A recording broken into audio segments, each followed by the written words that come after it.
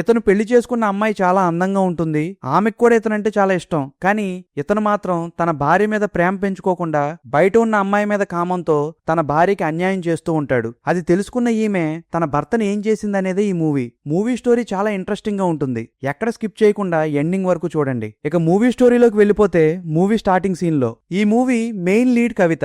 ఒకరోజు కవిత తన భర్త విక్కీతో కలిసి అతని ఫ్రెండ్ ఇంట్లో జరుగుతున్న గెట్ టుగెదర్ పార్టీకి వెళ్తుంది. అక్కడ అందరూ కవిత చేసిన సమోసాలను ఆస్వాదిస్తూ ఆమెను పొగుడుతూ ఉంటారు. అయితే కొద్దిసేపటికి విక్కీ కనిపించకపోవడంతో అతని కోసం వెతుకుతూ వెళ్లిన కవిత అతను మరో అమ్మాయితో రొమాన్స్ చేస్తూ ఉండటాన్ని చూసి షాక్ అవుతుంది. అయినా అక్కడే గొడవ చేయకుండా తన బాధను మనసులోనే దాచుకుంటుంది. కొద్దిసేపటికి అందరూ కలిసి మాట్లాడుతుండగా ఒక అమ్మాయి అందమే ముఖ్యమా లేక మంచి మనసా అనే చర్చ మొదలవుతుంది. అప్పుడు కవిత, నేను మీకు ఒక కథ చెబుతాను, అది విన్నాక మీకే సమాధానం తెలుస్తుంది అని చెప్పి తన గతాన్ని స్మిత అనే పేరుతో చెప్పడం ప్రారంభిస్తుంది. ఫ్రెండ్స్, ఇక్కడ ఒక విషయం గుర్తుపెట్టుకోండి, స్మిత అంటే కవితే. ఇక ఫ్లాష్ బ్యాక్ లోకి వెళ్తే స్మిత తన తండ్రి గిఫ్ట్ గా ఇచ్చిన ఇంట్లో తన భర్త పంకజ్ తో కలిసి ఉంటుంది. ఆమెకు మొక్కలంటే చాలా ఇష్టం. ఇంటి సంరక్షణ కోసం రంగయ్య అనే నమ్మకమైన తోటమాలిని కూడా పెట్టుకుంటుంది. పంకజ్కు ఆస్తమా ఉండటంతో స్మిత అతన్ని ఎంతో ప్రేమగా చూసుకుంటుంది. కానీ పంకజ్ మాత్రం ఆమెను అస్సలు పట్టించుకోడు. ఇదే సమయంలో పంకజ్ బిజినెస్ కోసం కుమార్ దగ్గర 2 లక్షల రూపాయలు అప్పు తీసుకుంటాడు. అప్పు తిరిగి ఇవ్వకపోవడంతో కుమార్ డబ్బులు అడగ్గా స్మిత తండ్రి ఇచ్చిన ఇంటిని అమ్మి అప్పు తీర్చేస్తానని పంకజ్ మాటిస్తాడు. మరోవైపు రాణా అనే పోలీస్ ఆఫీసర్ని చూపిస్తారు. అతను డబ్బు కోసం కుమార్కు కూడా సహాయం చేస్తూ ఉంటాడు. ఇంతలో స్మిత పిన్ని ఫోన్ చేసి తన కూతురు శాలినికి అదే ఊళ్ళో ఉద్యోగం వచ్చిందని చెబుతుంది. దాంతో స్మిత ఆమెను తమ ఇంట్లోనే ఉండమని పిలుస్తుంది. మరుసటి రోజు శాలినిని తీసుకురావడానికి పంకజ్ రైల్వే స్టేషన్ కి వెళ్తాడు. కానీ ఆమెను చూసిన మొదటి క్షణంలోనే ఆమె అందానికి పూర్తిగా ఆకర్షితుడవుతాడు. ఇంటికి వచ్చిన తర్వాత కూడా పంకజ్ చూపు ఎప్పుడూ శాలినిపైనే ఉంటుంది. ఆ విషయం శాలినికి కూడా అర్థమవుతుంది. అంతలో శాలినికి రాణాతో కూడా పరిచయం ఏర్పడుతుంది. కొద్ది రోజుల్లోనే రాణా ఆమెను మనస్ఫూర్తిగా ప్రేమించడం మొదలు పెడతాడు. కానీ శాలిని మాత్రం ఇద్దరితోనూ వేర్వేరుగా రిలేషన్ కొనసాగిస్తుంది. ఒకవైపు రాణాతో ప్రేమగా తిరుగుతుంటే మరోవైపు పంకజ్ తో రహస్యంగా అఫైర్ పెట్టుకుని అతనితో హోటళ్లకు వెళ్లి సమయం గడుపుతుంది. ఈ విషయం మాత్రం స్మితకు ఏమాత్రం తెలియదు. తన భర్త, తన చెల్లెలు ఇద్దరూ తనను ప్రేమించేవాళ్లేనని అమాయకంగా నమ్ముతూ ఉంటుంది. కానీ ఒకరోజు అనుకోకుండా బెడ్రూమ్ లోకి వెళ్లిన స్మిత పంకజ్ మరియు శాలిని ఇద్దరు అత్యంత సన్నిహితంగా ఉండటాన్ని చూసి ఒక్కసారిగా కుప్పకూలిపోతుంది. అయినా వాళ్లను ఏమీ అడగదు. నిశ్శబ్దంగా బయటికి వెళ్లి ఒంటరిగా కూర్చుని కన్నీళ్లు పెట్టుకుంటుంది. ఆ రోజు నుంచి స్మిత జీవితమే పూర్తిగా మారిపోతుంది. కొన్ని రోజుల తర్వాత పంకజ్, స్మితల పెళ్లి రోజు వస్తుంది. ఆ సందర్భంగా ఇంట్లో చిన్న పార్టీ ఏర్పాటు చేస్తారు. కానీ అక్కడ కూడా పంకజ్ తన భార్యకు కాకుండా శాలినికే కేక్ తినిపిస్తాడు. అది చూసిన స్మిత మనసు మరోసారి విరిగిపోతుంది. స్మిత స్నేహితురాలు కూడా వాళ్ళిద్దరి మధ్య ఏదో జరుగుతోందని హెచ్చరిస్తుంది. కానీ అప్పటికే నిజం తెలిసిపోయిన స్మిత తన బాధను బయటపెట్టకుండా మౌనంగా భరిస్తుంది. ఇదిలా ఉండగా కుమార్ తన అప్పు కోసం పంకజ్ పై ఒత్తిడి పెంచుతాడు. డబ్బులు ఇవ్వలేకపోయిన పంకజ్ మళ్లీ ఇంటిని అమ్మాలని స్మితను ఒప్పించే ప్రయత్నం చేస్తాడు. శాలిని కూడా పంకజ్కే మద్దతు ఇవ్వడంతో స్మితకు వారిద్దరిపై మరింత అనుమానం పెరుగుతుంది. అయినా ఆమె మాత్రం ఇంటిని అమ్మడానికి ఖచ్చితంగా నిరాకరిస్తుంది. అదే రాత్రి పంకజ్ కుమార్ ను కలిసి చాలాసేపు మాట్లాడతాడు. ఈ విషయం గమనించిన రంగయ్య స్మితకు ఇంటిని జాగ్రత్తగా కాపాడుకోమని హెచ్చరిస్తాడు. మరుసటి రోజు ఉదయం పంకజ్ సాయంత్రం 6:30కి నా ఫ్రెండ్ డబ్బులు తీసుకొస్తాడు, నేనుండను, నువ్వే తీసుకో అని చెప్పి బయటికి వెళ్లిపోతాడు. అదే రోజు స్మిత తన ఫ్రెండ్ పార్టీకి వెళ్లడానికి రెడీ అవుతుంది. వెళ్లే ముందు శాలిని ఆరోగ్యం బాగోలేక ఇంట్లోనే ఉండిపోతుంది. ఇదే సమయంలో మరోవైపు రాణాకు ఒక డబుల్ మర్డర్ కేసు గురించి సమాచారం వస్తుంది. వెంటనే అతను సంఘటనా స్థలానికి చేరుకుంటాడు. అక్కడ చూసిన దృశ్యం అతనిని పూర్తిగా షాక్ కు గురి చేస్తుంది. చనిపోయి ఉన్నవారు తాను ప్రేమించిన శాలిని, అలాగే పంకజ్. ఈ విషయం తెలిసి స్మిత కూడా ఇంటికి చేరుకుని ఇద్దరి మృతదేహాలను చూసి కన్నీళ్లు పెట్టుకుంటుంది.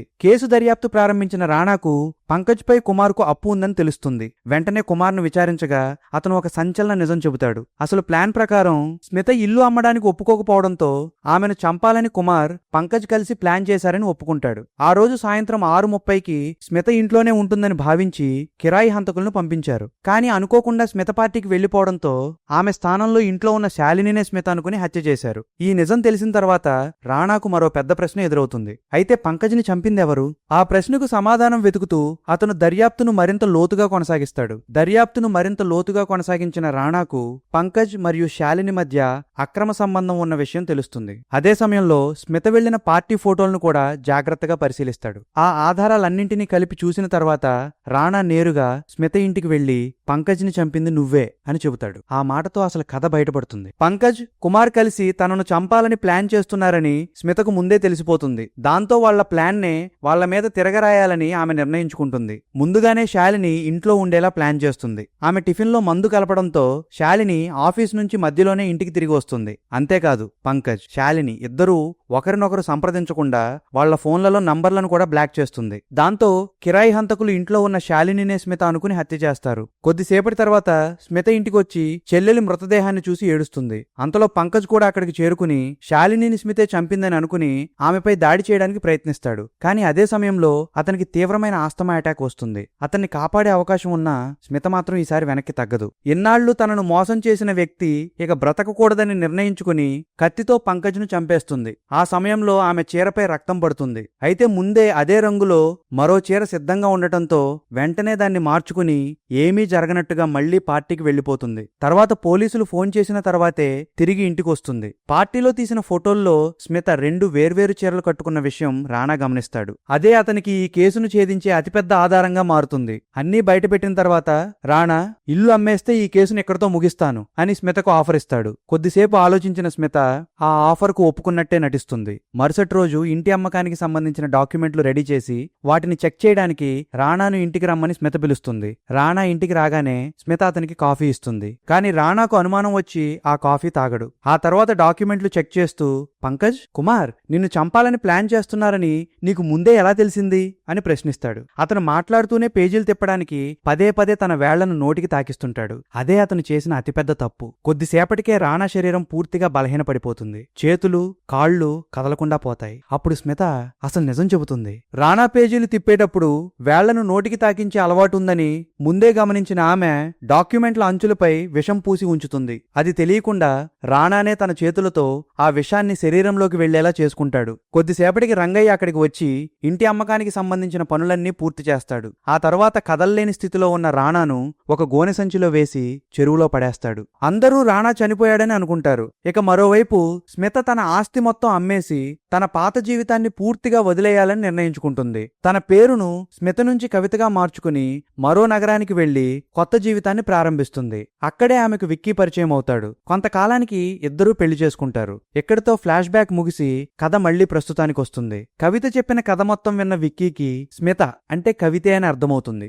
అంతేకాదు తనకు పంకజ్ లాగే గతి పడుతుందేమో అనే భయం మొదలవుతుంది. పార్టీ ముగిసిన తర్వాత ఇద్దరూ అక్కడి నుంచి వెళ్లిపోతారు. కానీ మూవీ ఇక్కడ చివరి ట్విస్ట్ ఇస్తుంది. రంగయ్య చెరువులో పడేసిన తర్వాత కూడా రాణా చనిపోలేదు. సమయానికి పోలీసులు అతన్ని రక్షించి హాస్పిటల్లో చేర్పిస్తారు. అతని ప్రాణాలు దక్కినా శరీరం మాత్రం పూర్తిగా పక్షవాతానికి గురవుతుంది. అయినా సరే ఎలాగైనా స్మిత అలియాస్ కవితను చట్టం ముందు నిలబెట్టాలనే ప్రయత్నాన్ని మాత్రం అతను ఆపడు. కానీ కవిత తన కొత్త గుర్తింపుతో మరో జీవితాన్ని ప్రారంభించడంతో ఆమెను పట్టుకోవడం ఇక అసాధ్యమని చూపిస్తూ ఈ మూవీ ముగుస్తుంది.